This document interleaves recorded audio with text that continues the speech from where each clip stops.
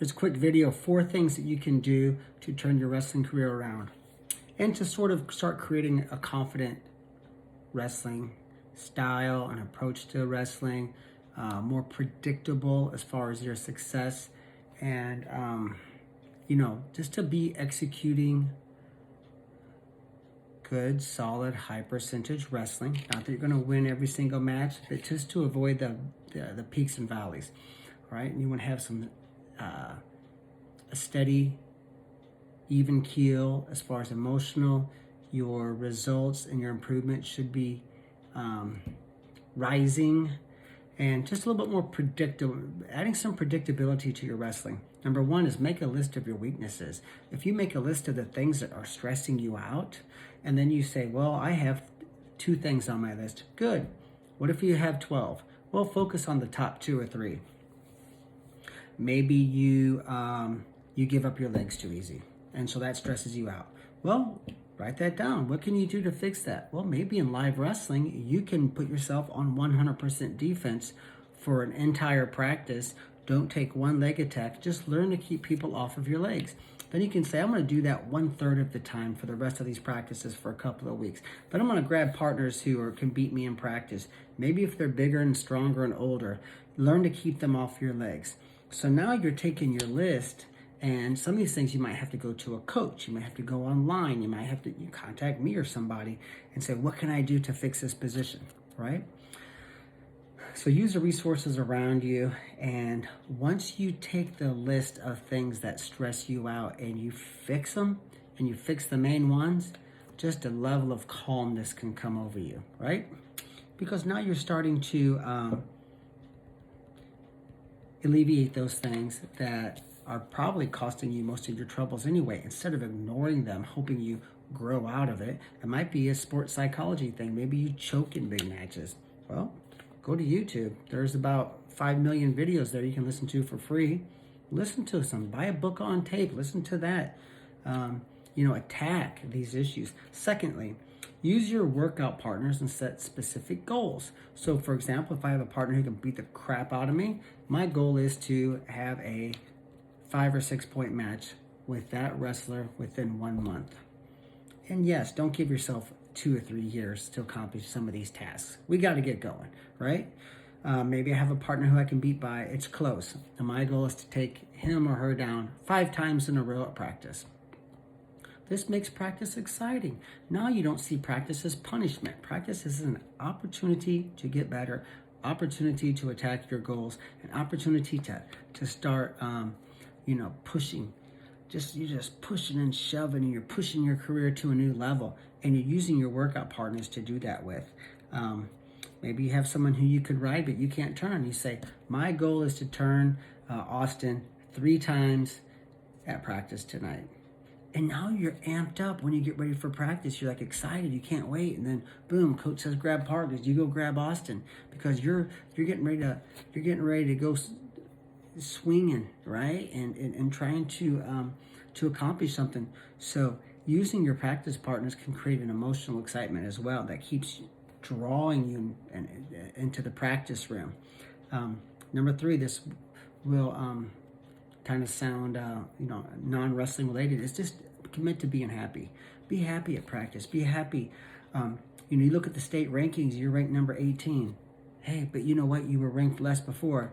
Just be happy because you know now that you're having a plan that number is going to be rising very soon. We have a feeling sometimes, and I'm guilty, we all are, is I'll be happy once I do this. Well, some of us, and I've lived my life this way for many years too, I'll be miserable until I accomplish this.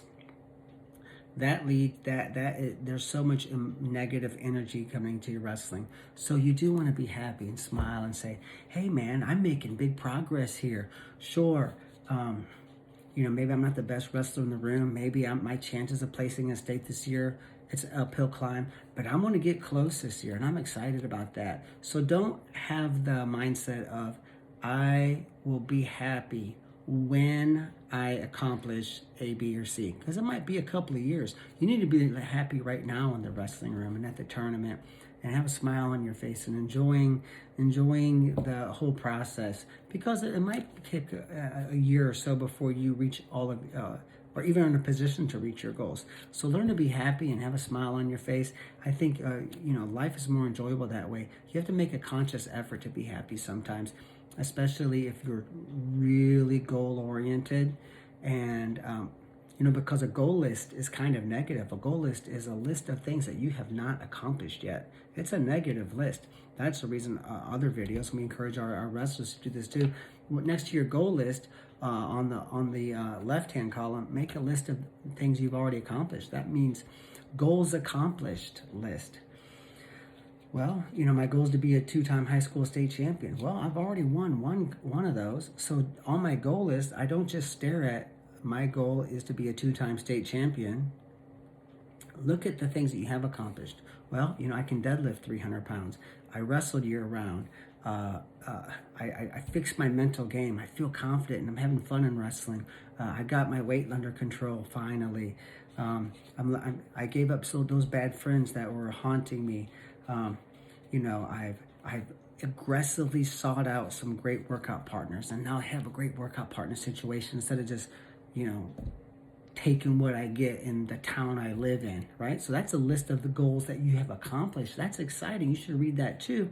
Then read your goal list, but a goal list can be sort of negative if you think about it. So you should take that advice. But that will help you to be happy and in high spirits while you're chasing your goals, right? This guy I saw on the internet called it blissful dissatisfaction. Even though I'm not satisfied, I'm blissful and happy because I'm in pursuit, and that's an exciting thing too. So being happy is key. Last thing, do one thing every day for your wrestling. One thing. If you're tired, you're lazy, you're laying on the couch on a Sunday, jump off the couch and do 10 push-ups. And you jump on the couch and you say, you're going to feel good about it. Sure, is that 10 push-ups going to make that big of a difference? No, from a strength perspective, but the fact that you learn to get off the couch and do one thing every day for your wrestling. It might be going for a 3-hour workout. It might be going to the gym for an hour and a half. It might be running hill sprints until you almost puke. It might just be listening to some interviews by Tom Brands, Cael Sanderson, John Smith, some of the great wrestling athletes and coaches of our time. It might be reading a sports psychology book. It might be, studying nutrition a little bit online. It might be watching some of your matches. It might just be jumping down the floor while you're playing video games and stretching your hamstrings while you're playing video games with your buddies. Do one thing every day for your wrestling, because ultimately that changes your psychology a little bit. And, the aggregation of marginal gains is a complete career-changing it's a law, right? The aggregation, the accumulation of a bunch of little gains